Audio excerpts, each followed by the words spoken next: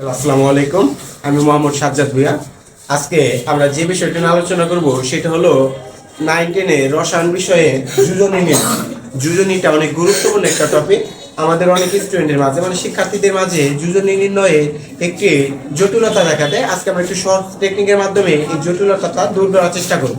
তোমরা একটু ভালোভাবে লক্ষ্য করো, আমি বোর্ডে একটি চার্ট লিখে রাখছি। যে জায়গায় এক জায়গায় গ্রুপ, এক জায়গায় যোজনী লিখছি।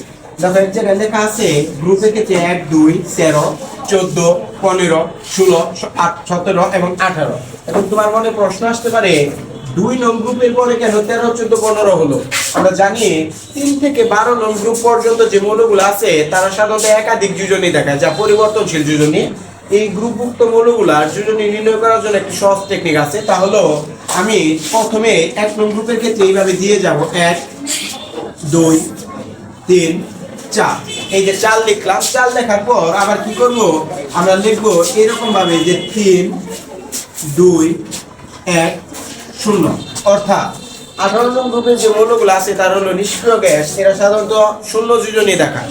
আমরা এই সহজ টেকনিকের মাধ্যমে যে কোনো যৌগের মানে গ্রুপ ভিত্তিক মৌলগুলোর ক্ষেত্রে আমরা যোজনী নির্ণয় করতে পারি। যেমন 1 নং গ্রুপে যে মৌলগুলো আছে যেমন সোডিয়াম, ধরো পটাশিয়াম, এগুলা যোজনী 1 দেখাবে।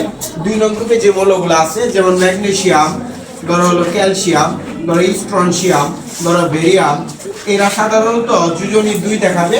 3 নং গ্রুপে যে মৌলগুলো আছে যেমন অ্যালুমিনিয়াম, এগুলো সাধারণত যোজনী 3 দেখাবে। এইরকম ভাবে আমরা অতি সহজে যোজনীকে নির্ণয় করতে পারি। আজকে এ পর্যন্ত।